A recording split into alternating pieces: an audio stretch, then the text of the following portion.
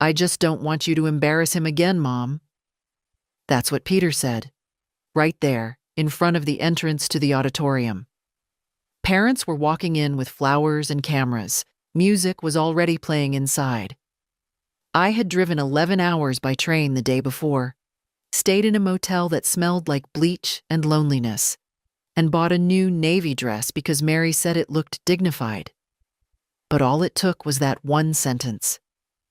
Peter wasn't even looking at me properly, just adjusting his tie, shifting from foot to foot like he was embarrassed to be seen with me already. "You know how these events are," he added. Like I did know. Like I was the kind of woman who made a scene. "Evan wants this to be his day, surrounded by his friends. Let's not make it about you." I didn't ask questions. Didn't beg. Didn't say what I wanted to say, which was, "I raised you. I sat in emergency rooms with you.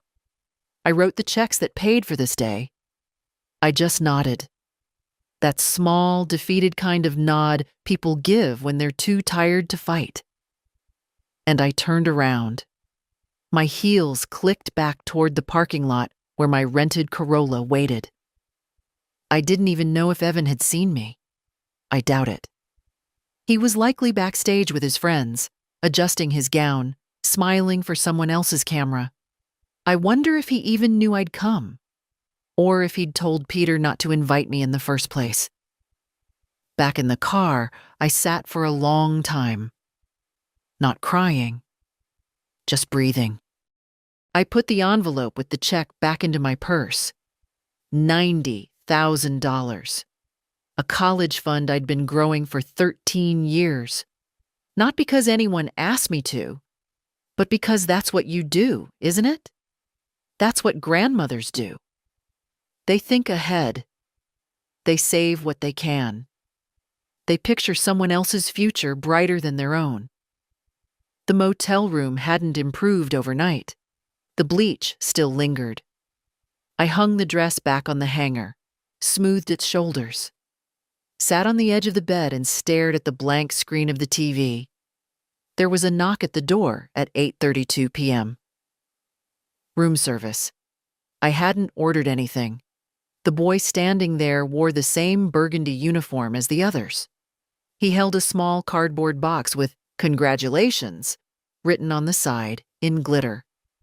Cupcakes. Probably meant for another guest. "Sorry," I said. He looked confused. "You're not room 207? I'm 209. "Oh, my bad." He looked down at the box, then back at me. "You want them anyway? They'll just throw them out." I took the box. Not because I wanted cupcakes, because I needed to hold something. That night I lay in bed and stared at the ceiling. Thought about Evan as a baby. I used to rock him in a blanket I knit myself. He had colic. Peter never had time for the midnight feedings. He always said he had early meetings. It was always me who stayed up. Me who drove him to speech therapy. Me who paid for that new retainer. Me who showed up to the parent-teacher conferences when Peter couldn't get out of work. I wonder when I stopped being seen. Or maybe I was never seen. Maybe I was just useful. Until I became inconvenient. In the morning, I woke up at 5:47. No alarm needed. Old women don't sleep much. We rise when the body says so. I dressed quietly, pulled my suitcase to the car and started the engine. Wilmington was still dark, the sun barely scratching the sky. I made one stop. A FedEx office near the interstate. Empty, except for a man behind the counter with headphones on. I asked for an envelope. Slipped the check inside. Wrote "Return to Trust" on the front. It felt final, like drawing a curtain on a play no one stayed to watch. By noon, I was home again. Same white porch. Same uneven tiles in the walkway. I left the suitcase inside and poured myself a cup of instant coffee. The cheap kind. It tasted like routine. The phone buzzed around 1 p.m. A text from Mary. Did you make it to Evan's ceremony? I hope he gave you the seat I asked Peter to save. I stared at the message. Typed, erased, typed again. Then finally, sent. I turned around at the door, but I returned the gift. Someone else will need it more. Mary didn't respond for a while. When she did, it was just one line. I'm coming over. I looked at the clock. 1:07 p.m. I didn't get up. I didn't clean the living room or straighten the pillows. Let the house look like it always does. Quiet, lived in, honest. There was nothing left to perform. Mary arrived without knocking. She never knocks. Just lets herself in like she used to when she was 12, and I was the only place she could go without pretending to be someone else. Grandma, she said quietly, standing in the doorway with her tote bag sliding off one shoulder. You okay? I nodded, though I wasn't sure what that word meant anymore. Mary sat down at the kitchen table and looked around like the room was trying to tell her something. Maybe it was. Maybe the quiet, the bare countertops, the one unwashed mug in the sink. Maybe it all whispered what I didn't say out loud. I should have known, she said. Dad wouldn't have saved a seat. He never does. I didn't want to talk about Peter. Not yet. Not while my body still felt like it had been scraped clean from the inside. Instead, I asked if she wanted tea. She said yes. I made it the old way. Kettle on the stove, not the microwave. She waited in silence. That was one thing about Mary. She knew how to sit still, how not to fill silence with noise. When I handed her the cup, she took it with both hands, like she always did. Was Evan happy at least? She asked. I wouldn't know, I answered. I didn't see him. Her brow furrowed. You mean, you didn't go in at all? I shook my head. Your father met me out front. Asked me not to come in, said it might embarrass Evan. Mary inhaled sharply, like the words had punched her. Embarrass him? For what? For being loved? He didn't want a scene, I said, trying to sound reasonable, even though every syllable scratched at my throat. He said Evan wanted it to be his day. Mary pushed the cup away and stared at the window above the sink. You didn't even give him the check? I mailed it back, I said, to the trust account. She looked at me.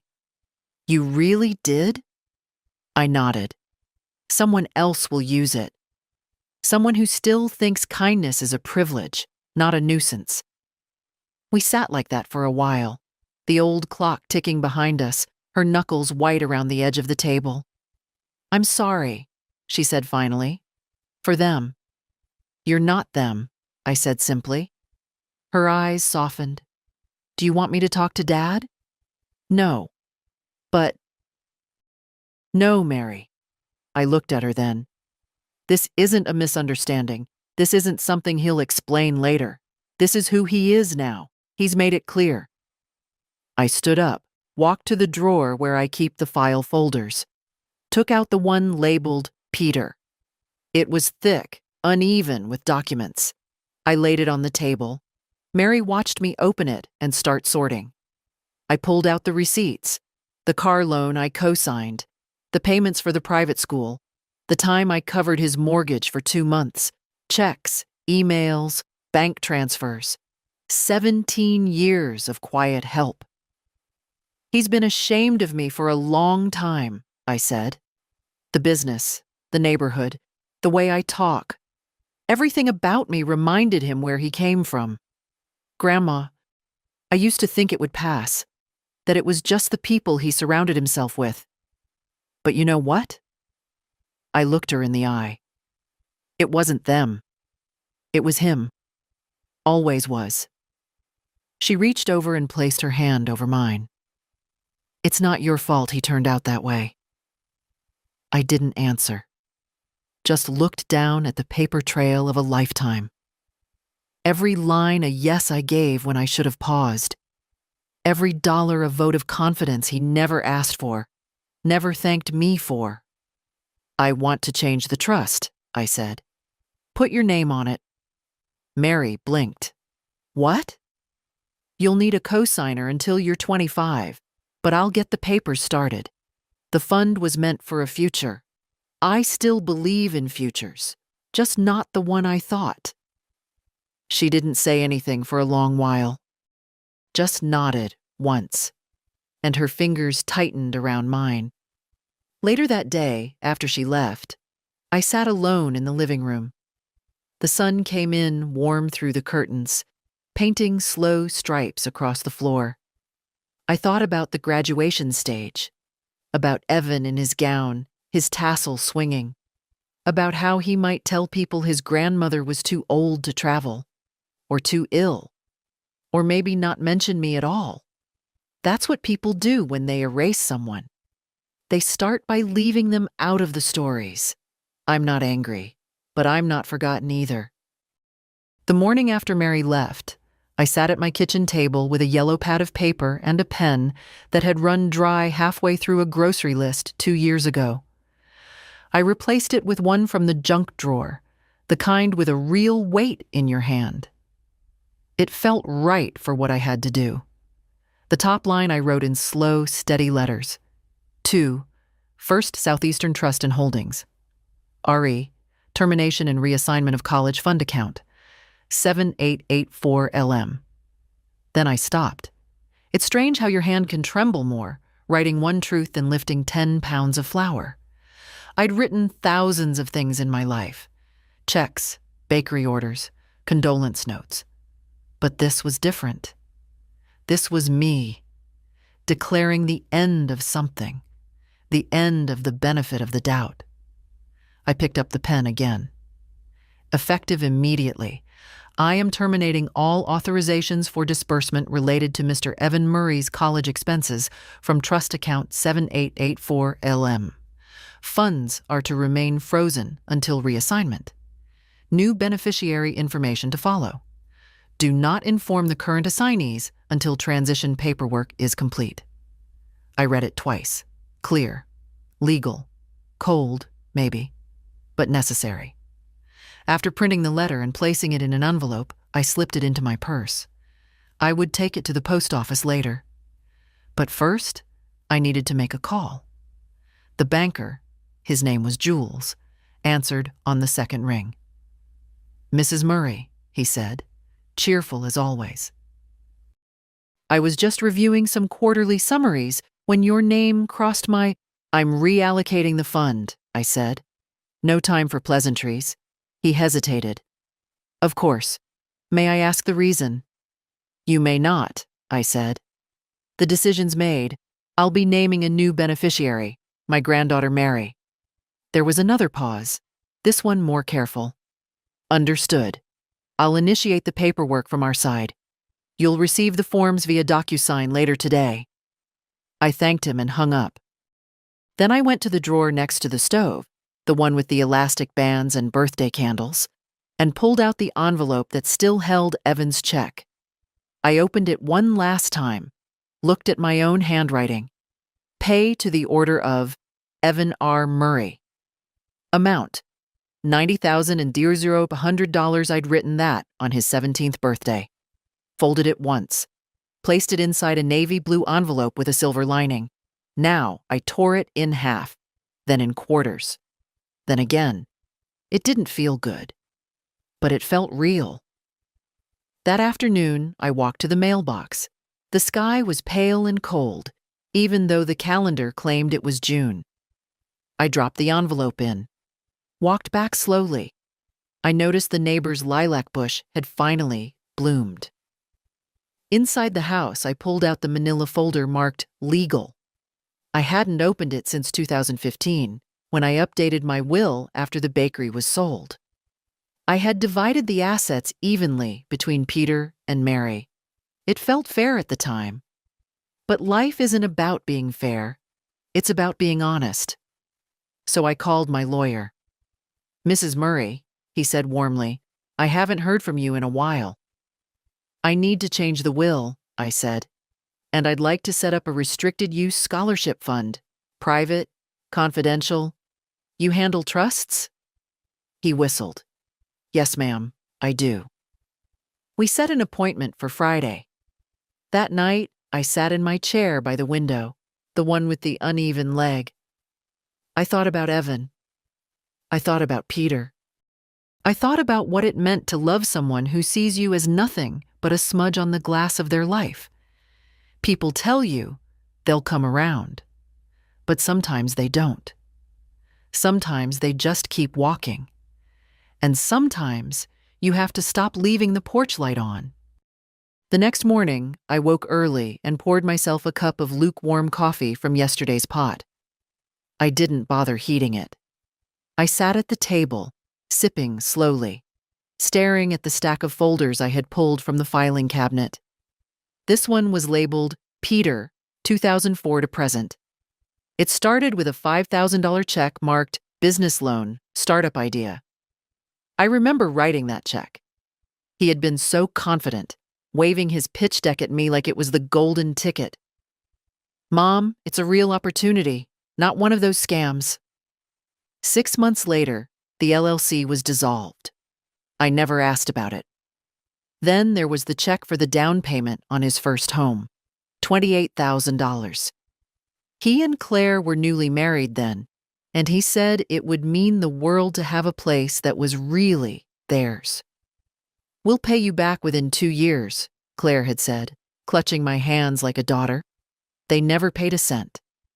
Next, summer camp for Evan when he was 9. $3,200. "We're stretched thin," Peter said. "You know how expensive these things are." I did, but I also knew how it felt to be a kid left out. So I wrote the check. Private high school tuition for Evan, $15,000 a year, 4 years. I covered 2.5 after Peter lost his bonus at work. He told me he'd make it up to me. "Maybe once you sell the bakery, you'll be free of all this," he said. Funny how I was the one always freeing them. Medical bills, car repairs, a surprise vacation to Hawaii. A family recharge, he called it. He sent me a postcard from that trip. A postcard. "Wish you were here," it read. I kept it, taped it inside the folder, because some part of me still wanted the proof that they remembered me at all. I flipped further down the stack. Found the Christmas cards. Handwritten, always late, always signed, "Love Peter and Claire and Evan." Never a mention of the gifts I'd sent. Never a phone call to say thank you. Gratitude, I've learned, is loud in children and silent in adults. Or maybe it just stops being spoken when they know you'll give without it. I picked up the last sheet, a Venmo printout from 2 months ago. Peter had requested $300 for school supplies. The note was brief. "If you can, things tight." I sent it. No reply, not even a thumbs up. I laid it all out across the table like a forensic scene, paper witnesses to my quiet generosity. I wasn't trying to count the money, though it was a number most people wouldn't ignore. I was trying to see it clearly, trying to understand how it had come to this. It wasn't just the money. It was that I had given all of it while shrinking myself to fit into the margins of their lives. I remembered something Mary said once, years ago, when she was still a teenager and full of questions about the world. "Why do you always say yes, Grandma?" Because when you're not wanted for who you are, you learn to make yourself needed instead. That afternoon, I made a second call to the financial advisor who'd helped me after I sold the bakery. "Mrs. Murray," she said, cheerful and efficient as ever, "it's been a while. I want to review all current standing payments connected to Peter Murray's accounts," I said. "You're still listed as guarantor on 2, she replied after a pause. "The vehicle lease and a student loan refinance under Evan's name. How much are those per month?" $496 for the car, $312 for the loan. "Stop them both." There was a pause. "Are you sure?" "Yes," I said. "Make the calls. Begin the process." She promised to send the termination forms by the next morning. When I hung up, my hand hovered over the receiver. I half expected the phone to ring immediately. Peter, calling to ask why his payments had bounced. But it stayed silent. Funny how silence can hurt more than shouting. I got up and turned on the radio. Something old was playing. Patsy Cline, maybe. The kind of music my mother used to hum when she made biscuits on Sundays. The kind of music that made you feel like your whole life was already behind you. But not today. Today, I stood a little taller. There's a drawer in my hallway I hadn't opened in years. Not the junk one. Everyone has that. But the deep one under the linen stack, where I kept the old ledger books from the bakery. I pulled it open slowly. The wood groaning like it, too, had something to say. I ran my fingers across the spines. Inventory, 1989. Payroll, 1996. Tax receipts, 2002. And then, in faded ink on a blue cover, orders, family discounts. That was my own shorthand. Pages and pages of free dozen notations, half-priced wedding cakes, unbilled catering deliveries. Most people didn't know the bakery had stayed afloat in its early years, only because I didn't charge folks who couldn't afford it. I'd give them a receipt anyway, not for them, but for me. A record that said, this counted, even if it wasn't paid for. I turned the pages slowly. There was Peter's name, scattered like dandelion seeds. Birthday sheet cake, Evan age 4, $0. Office baby shower cupcakes, Claire's coworker, $0. Pumpkin pies, 5, Thanksgiving, family, 0. It had been my way of showing love, not big speeches, not smothering hugs, just, I'll bake for you. I'll feed your joy. I'll be in the background of your happiness, holding the tray. I closed the book and rested my hand on top of it. The bakery had been our life, Derek's and mine, before everything fell apart. He died the way people in small towns do, suddenly, without fanfare. A heart attack in the passenger seat on the way home from a supply run. Peter was 27 then, Evan just a toddler. I remember the funeral mostly in pieces. White flowers wilting in the heat, the minister mispronouncing Derek's name, Peter telling the guests not to worry about me, that I'd be fine. What they didn't know, I opened the bakery the next day. Couldn't afford to close. I mixed dough with tears in my eyes and served coffee with a smile I didn't mean. People were kind for a week. Then they stopped asking how I was. Then they just ordered their usual. But the work kept me moving, kept me breathing. Over the next decade, I turned the place into something more. Hired 2 women from the shelter, installed new ovens, got us on a local list of 10 small businesses to watch. I even won a ribbon for a pecan pie at the county fair. Not because it was perfect, but because I was the only one still baking from scratch. I didn't take vacations. I didn't buy new clothes. But I saved. Slowly. Quietly. And when I sold the place, I made enough to live simply and help the family.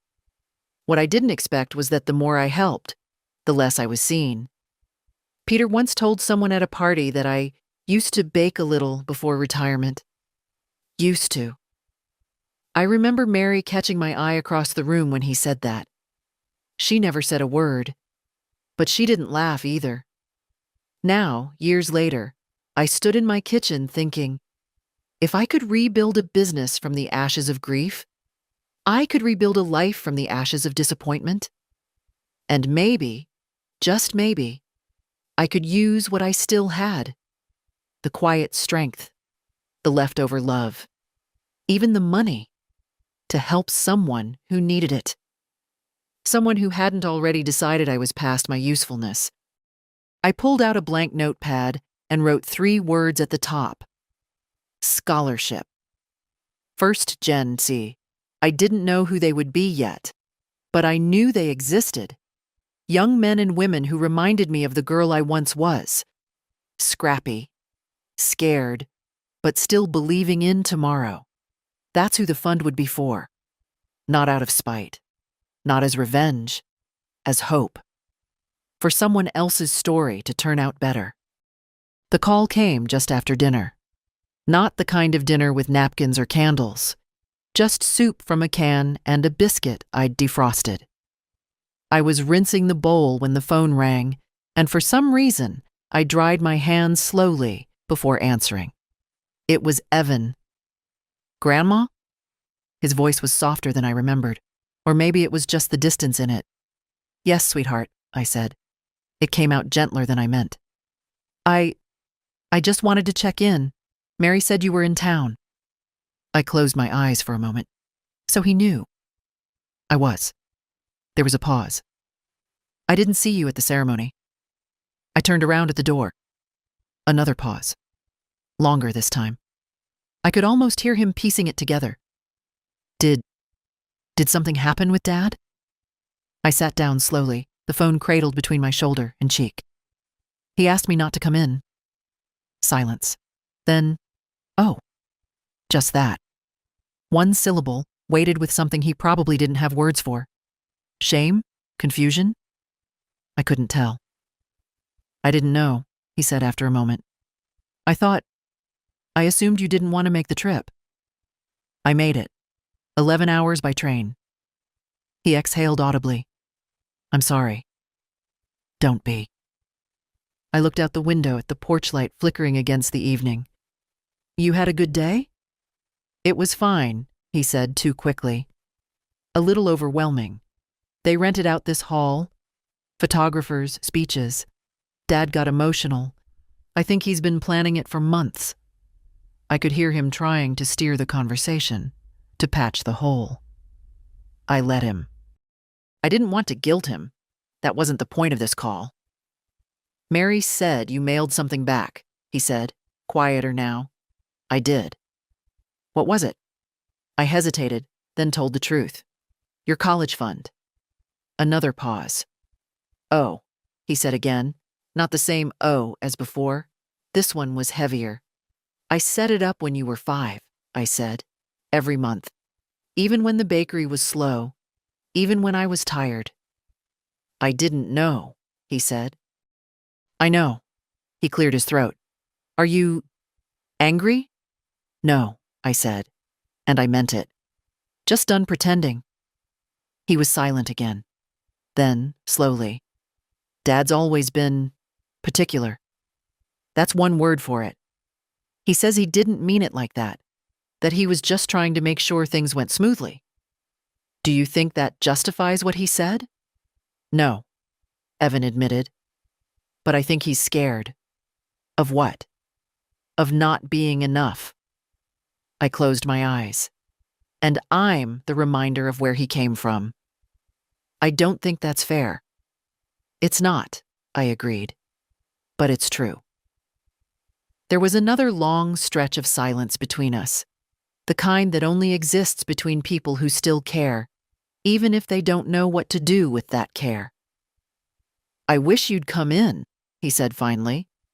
I would have wanted you there. That means something, I said. More than you know. I don't want your help because of guilt. You won't get it either way, I said gently. It's no longer yours.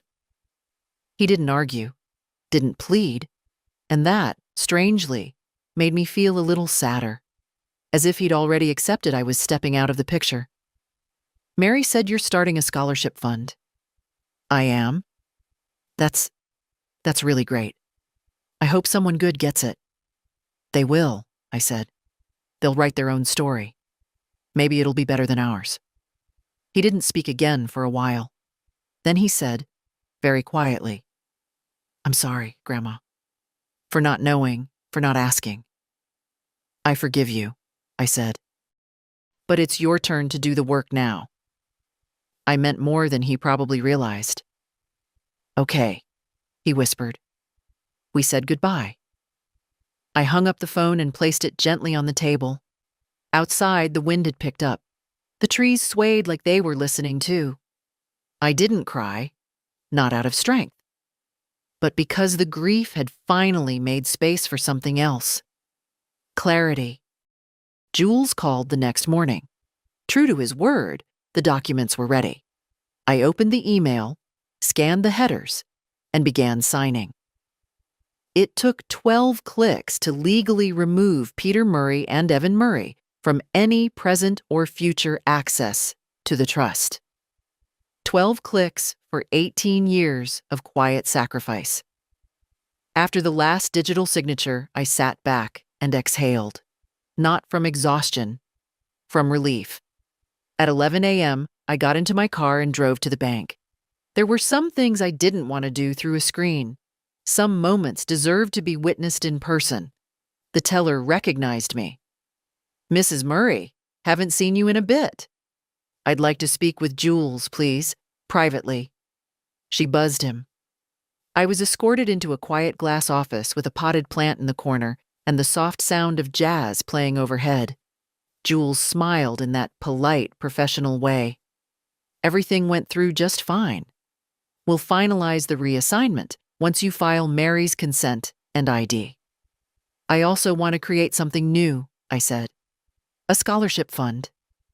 He raised his eyebrows but didn't comment, just clicked a few tabs open on his computer. "Tell me more." "Private," I said. "Anonymous. I want full discretion, not tied to the family name." "Understood.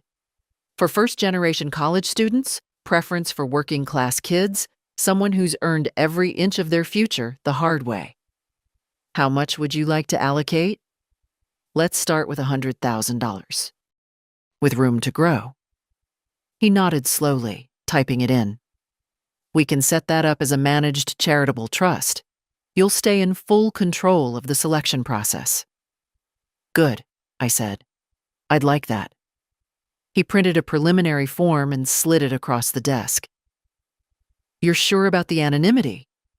"I want to be known only to the recipient, and only if I choose to write." Jules nodded. "That can be arranged." After signing the initial documents, I left with a copy of the draft agreement and a strange lightness in my chest. Not joy. That would be too strong a word. But something close. Like I had unclenched a fist I'd been holding for too many years. At home, I opened a folder on my desktop and created a new document. Scholarship Fund. Guidelines and intentions. I typed slowly, carefully.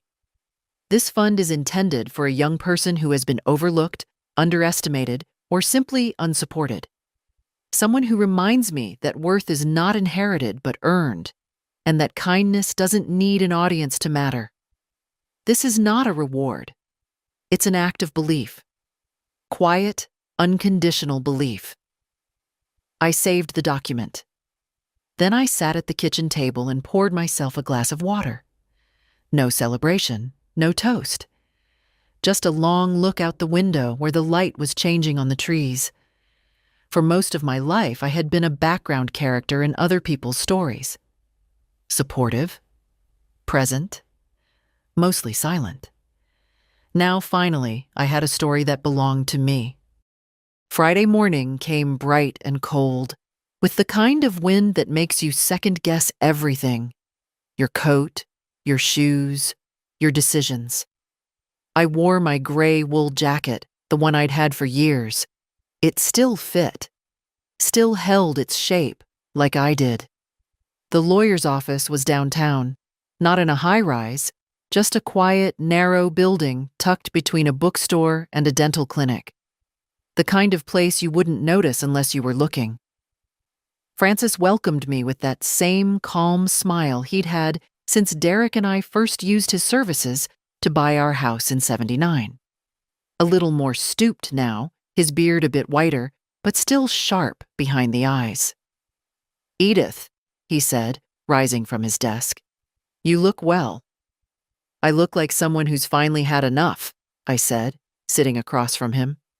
He chuckled. "That's something to be proud of." We didn't waste time. I handed him the envelope with the documents I'd prepared.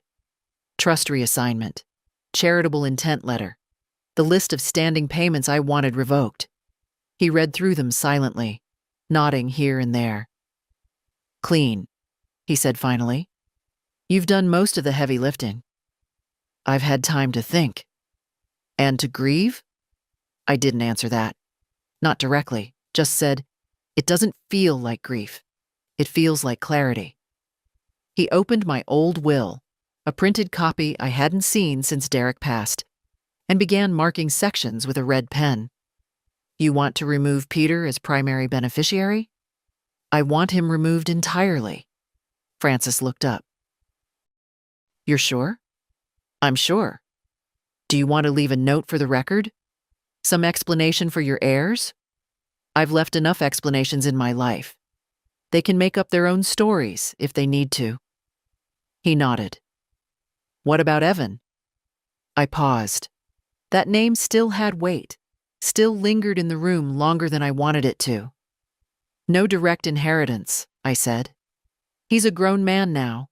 If he wants a future, he can build it. And Mary? She gets everything, if she wants it. If not, let it go to the scholarship trust. Francis jotted that down.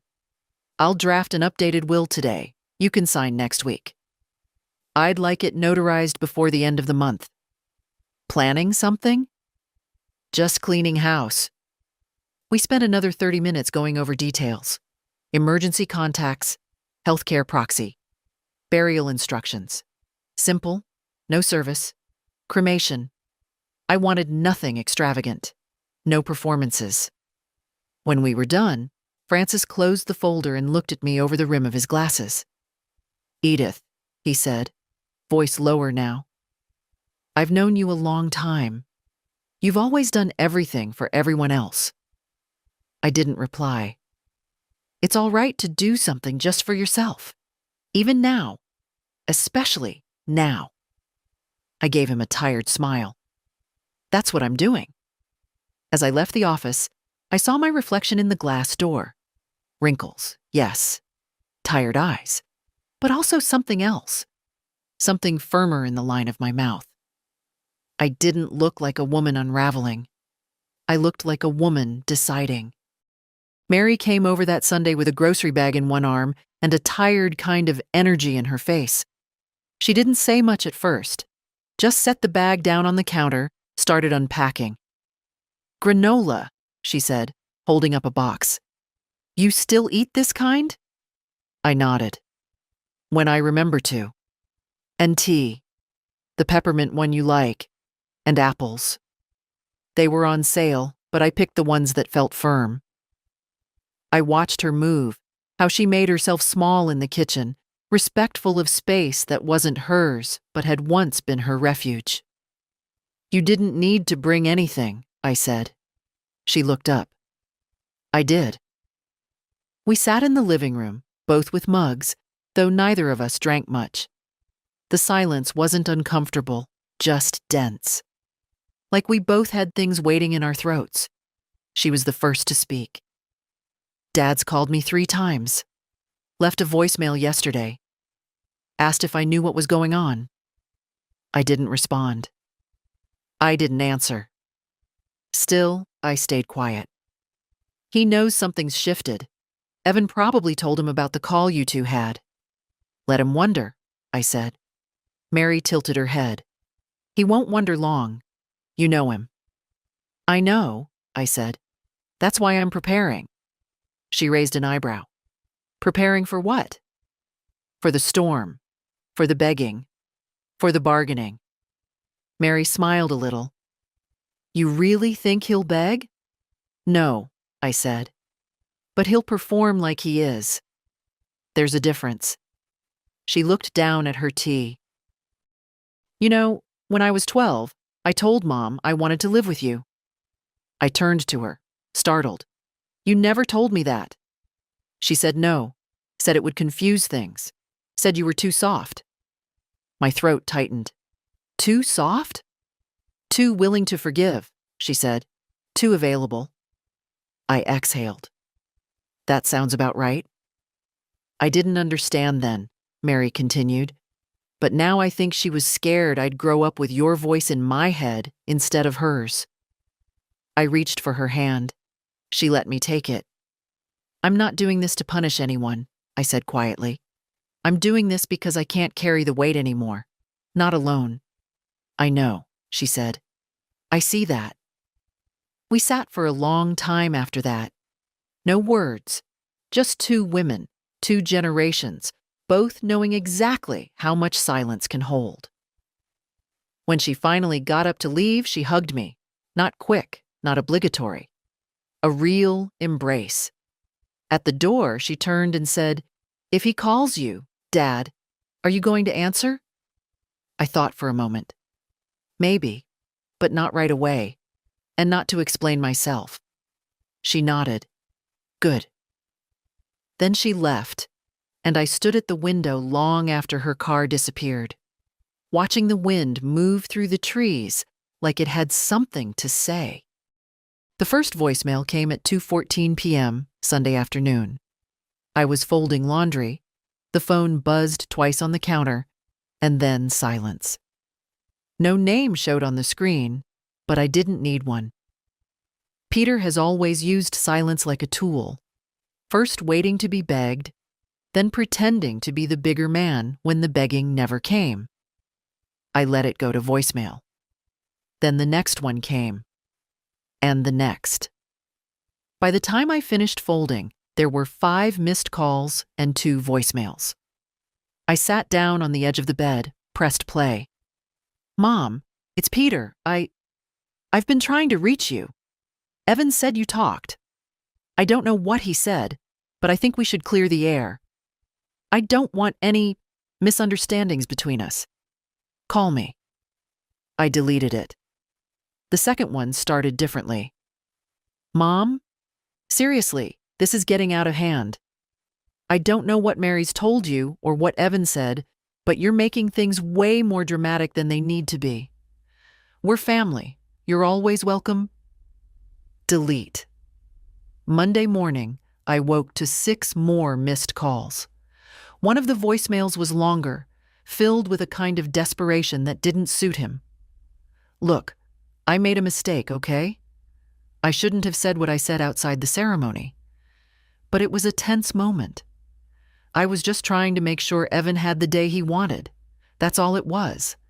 Don't throw everything away over one comment." There it was. The shift, from vague politeness to entitlement. Don't throw everything away, as if I was the one who had shattered anything. He called again that evening. "Mom, the bank contacted me. There's been some kind of stop on the lease account. They said the guarantor withdrew authorization. That's you, right?" Of course it was me. "I need to talk to you. Please, call me." I didn't. The next one was shorter. "Mom, this is affecting my credit. I've got things tied to that lease. Evan's loan is linked too. You didn't even warn us." Then the silence grew longer. 2 days passed. No new messages. I assumed he was regrouping, strategizing his next move. Then, Thursday night, a text came in. "I just don't understand how you could do this to your own family." That was it. Not a question. An accusation. I stared at the message for a long time, the glow of the screen sharp against the dark room. I didn't respond. What was there to say? Everything he needed to understand had already happened. Every missing thank you. Every time he chose a clean narrative over a complicated truth. Every moment he had the choice to see me and looked past instead. At some point, I stopped hoping he would change and started changing myself. Friday morning, I opened my laptop, wrote a short reply. Just 12 words. You made a choice, and now I've made one of my own. Then I powered off the phone entirely. Let him sit with that. Let the silence grow roots. I didn't go into town that week, didn't pick up the dry cleaning, didn't attend quilting circle, didn't even go to church on Sunday. Not out of shame, that had long been burned off. But because I needed the stillness, I needed to hear my own thoughts without Peter's voice in my head. On Tuesday morning, the mail came with a letter from the electric company, a coupon flyer, and a heavy cream envelope with no return address. I opened it carefully, half expecting more legal notifications, some desperate maneuver from Peter. But it wasn't from him. It was from Evan.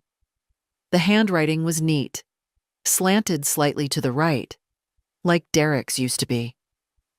Dear Grandma, I've been thinking about our conversation a lot, and I couldn't leave it where we did.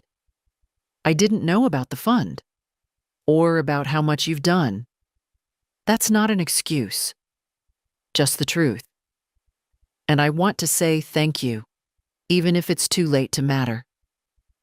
I don't think Dad meant to hurt you, but I also don't think he understands how he has. Growing up, he made it seem like everything we had just was, like it came out of nowhere, or from his hard work alone. He rarely mentioned you, not in a mean way, just like you were background noise. I didn't question it until Mary started telling me stories, real ones, about the bakery, about you raising her when she got sick that year, about what you gave up for the rest of us. I'm not writing to fix things.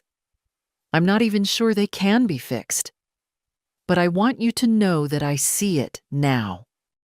I see you. If I end up taking loans, I'll manage. Maybe it's good for me. I need to earn things. But even if you're not in my life the same way anymore, I hope I can still be in yours. If you'll have me. With love, Evan.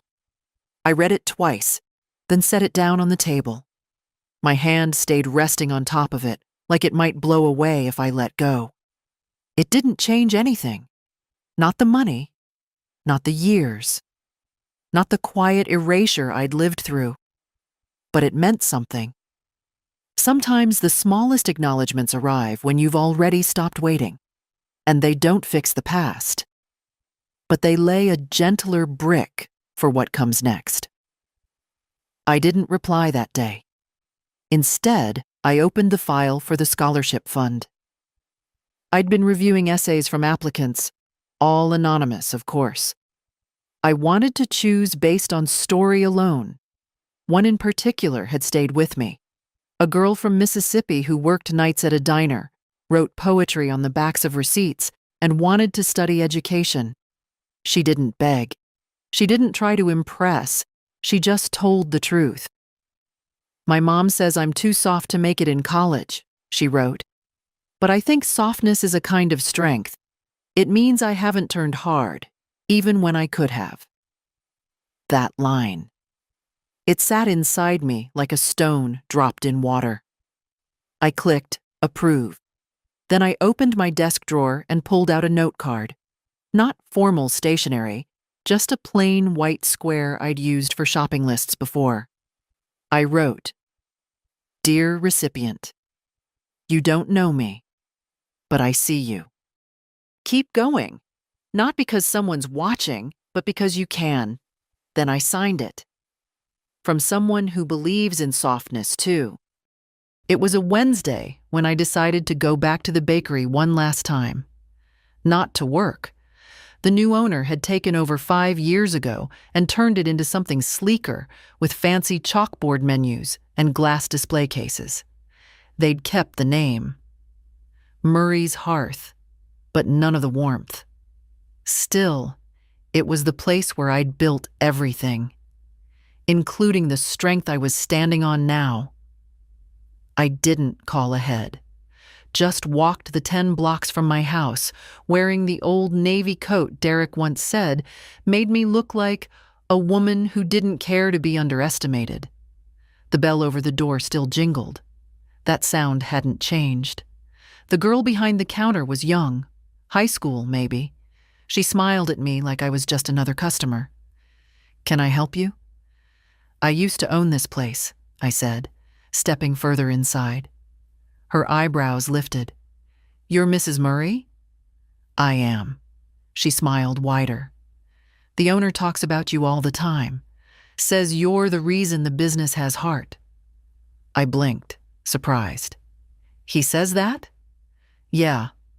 Said you built it with your husband from nothing. That people used to come in not just for pies, but for comfort. That word landed heavier than she knew. I looked around. The tables were new, the paint lighter, but the bones were still mine. The little window near the back where I used to sit with my ledger. The dent in the floor near the counter, still there, though now covered by a rug. "Do you want to sit?" the girl asked. I did. And I ordered a slice of apple pie, even though I knew it wouldn't taste the same. It didn't. Too much cinnamon. But the gesture mattered more than the bite. I sat there for nearly an hour, just watching people come and go, watching the space hold them the way it once held me. That afternoon, back home, I began sorting through my closets. I wasn't preparing to leave. I was preparing to let go. Boxes of old records, receipts, birthday cards, Evan's drawings from when he was 5, one of a rocket, one of a lopsided house with grandma written in orange crayon across the top. I kept that one. I found the envelope Peter had sent from Hawaii, the postcard inside. "Wish you were here." I turned it over, held it to the light, then dropped it in the trash. Some things didn't need saving. Late that night, after the dishes were washed and the house was quiet, I sat down and wrote one more letter. Not to the bank, not to the lawyer, just to myself. "Dear Edith, you did the best you could with what you had. You gave, you stayed, you waited. And now you've chosen something else. Not bitterness, not revenge, but enough. Enough giving. Enough silence. You are not someone's second option. You are not someone's backup plan. You are a woman who loved deeply and finally decided to love herself too." I folded the note and placed it in the drawer beside my bed. No one else would ever read it, but that wasn't the point. Some truths are just for keeping. The letter came on a Friday. Plain envelope, typed address, no return stamp. I opened it without expectation. By now, most mail was utility bills or quiet reminders from the world I'd begun stepping away from. But this was different. It was from the scholarship recipient. Not a form letter, not an obligatory thank you. Just a few pages, written in blue ink on lined paper. Folded twice. Like someone still believed in the value of care. "Dear Scholarship Committee, or whoever you really are, I don't know what I expected when I applied. Mostly, I didn't think I'd hear back. That's how it goes for people like me. We send our names into the world and hope someone doesn't just delete them. But you didn't. You picked me. And now I'm sitting here in a campus library, writing to a stranger who changed the direction of my life. Let me tell you who I am. My name is Nia. I grew up in Yazoo City, Mississippi. My mama works in a nursing home, and my brother fixes air conditioners when the season's right. We've never had much, but I've always had books. I used to steal minutes in the school library the way some kids steal cigarettes. Hiding in corners, pretending to work, but really just reading everything I could get my hands on. I wrote my first poem at 11. It was about the sound my mama's feet made when she came home at night. Soft, dragging, tired. I didn't show it to anyone. I didn't think people like us had stories that mattered. But I was wrong. This scholarship? It's not just money. It's proof that someone out there read my words and thought, she's worth believing in. I don't know your name, but I know your kindness. I felt it before I knew it existed. And now I carry it with me like armor. I want to become a teacher. Not because it's easy, but because I remember what it felt like to be invisible. I want to stand in front of a classroom and say to some quiet kid in the back, I see you. That's what you've done for me. I see you. Thank you for seeing me. With more gratitude than I can fit in one letter, Nia Thomas, I read it once, then again, and again, until the lines blurred and the paper softened from where my fingers kept pressing, as if trying to hold on to the weight of what she'd said. I set the letter on the table beside me and sat very still. The house was quiet, not the hollow kind, but the deep kind, the kind that says, this moment is enough. She didn't know me, but somehow she did. She knew what it meant to be overlooked, to be doubted, to be told in 1,000 small ways that your story didn't matter. And she knew the power of being seen, just once, without condition. That night, I lit a candle, not out of ceremony, but because the light felt right. I placed her letter beside my chair. I didn't respond. Not yet. Maybe not ever. Sometimes the gift is in the receiving. And sometimes, the quietest things you do end up echoing the loudest. It was spring again. The kind of spring that comes slow in this part of the country. Reluctant, cautious, still wearing winter's coat. But the daffodils had started pushing through the ground near the sidewalk, and that was always the first sign. Nature, stubborn as ever, insisting on another beginning. I went for a walk that morning, not far. Just the old loop around the block, past the pharmacy, down toward the creek, then back along the library's side wall where the bricks were still warm by noon.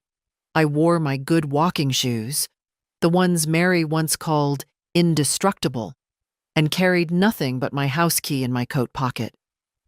Near the old hardware store, I saw him. Reed Cunningham. We went to high school together, sat next to each other in American history, and spent one awkward summer at the same church camp. I hadn't seen him in more than 40 years. He was standing near the bench outside the store, holding a small paper bag. When he saw me, he squinted, then smiled. Edith? I stopped. Reed, I didn't know you still lived here. I don't, he said. Moved back 2 years ago after Barbara passed. Thought I'd stay for 6 months. That turned into 12. Now I rent above the pharmacy. I'm sorry about Barbara. He nodded. I was too. But grief's quieter now. You learn how to set the table for one. I sat beside him without asking. That's the thing about old friendships. They don't need invitations. How have you been? He asked after a moment. I've been rethinking some things, I said. He smiled gently. You always did think more than the rest of us. Not more, just longer. We sat there for a while, 2 old people in coats too warm for the season, watching cars pass with windows cracked open just a little. I read about your bakery once, he said. It made the state list. Something about best pies in the southern counties. That was a surprise. You still bake? Not much, not for others. He nodded. Sometimes I think about fixing up my old fishing boat. Then I remember how heavy it was and how quiet the lake feels without company. I looked at him, really looked.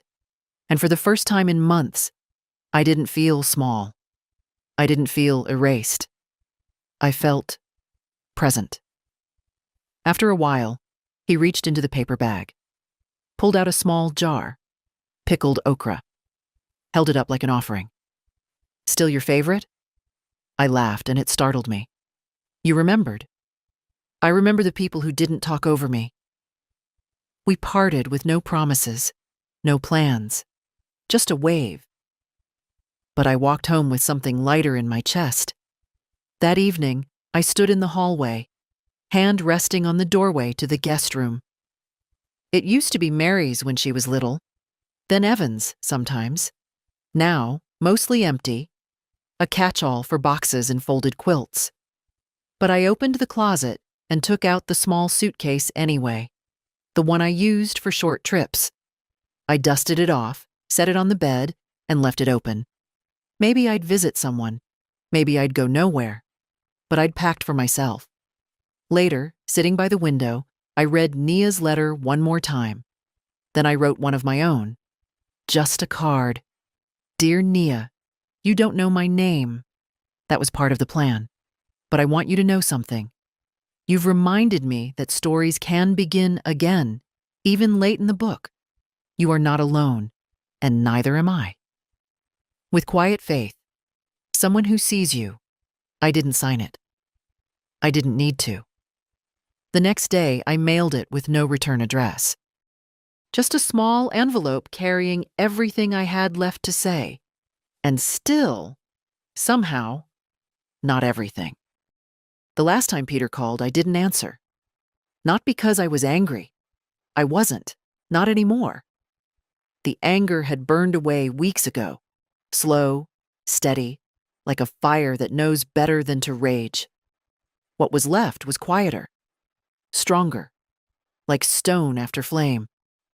Instead, I listened to the voicemail in the early evening, sitting at my kitchen table with a cup of weak tea and the last of the spring light crawling across the floor. Mom, his voice began, more tired than before. I guess you've made your choice. I won't keep bothering you. I hope someday you'll talk to me again. For what it's worth, I never stopped appreciating everything you did. I just didn't know how to say it right. That was it. No apologies, no breakthroughs. Just a man trying to close the door he once slammed. I sat with it. Not with pain, but with clarity. I had already forgiven him. Not for his sake, but for mine. Because holding on to that weight was like carrying bags through an airport no one was meeting me at. Some people never understand the hurt they cause, and some understand it too late. But either way, you still get to decide when to set it down. I opened the window to let the air in. It smelled like honeysuckle, like something new. That weekend, Mary came by with a folder under her arm. "What's that?" I asked. She handed it to me, grinning. "Photos from the scholarship ceremony. Nia sent them." I opened it slowly, not ready for what I found. A girl in a simple dress standing at a podium, smiling but serious, holding a paper in her hands. Her eyes were bright, her back straight. You could tell she'd earned every minute of that moment. "She mentioned you in her speech," Mary said. "Called you her invisible architect." I laughed, low, surprised. "I like that. You built something, Grandma. You should see it." There were more pictures. Nia shaking hands with the dean, Nia with her mother, both women holding on to each other like the world might tilt. Nia with a small crowd of students, some holding notebooks, some just watching her, like they saw something possible in her face. And then, tucked in the back, a picture of the card I sent. She'd framed it. "You are not alone, and neither am I." I traced the photo with my fingertip. Mary reached for my hand. "I'm proud of you," she said softly. "I'm proud of me too," I said. And it wasn't hard to mean it. We spent the afternoon sorting more photos, sharing old stories. She told me about her job, the promotion she was hoping for, the friend she was thinking of moving in with, the therapy she'd started. And I listened. Not as her fixer, not as her fallback, just as someone who'd earned the right to sit still and be heard. When she left, she kissed my cheek and said, "You taught me a lot, Grandma, more than you know." I stood at the doorway long after she drove off, watching the road until it was quiet again. That night, I did something I hadn't done in decades. I wrote in a journal, just a few lines. I am not an afterthought. I am not what they discarded. I am the root. I am the hand that held, even when no one reached back. And now, finally, I am my own. I slept well. No dreams, no interruptions. Just peace. And if you're still here, reading this, maybe you felt it too. That slow ache of being pushed aside. The weight of being needed, but never truly seen. Let me tell you something. You're allowed to stop shrinking. You're allowed to take up space. You're allowed to write your own ending, even now, especially now.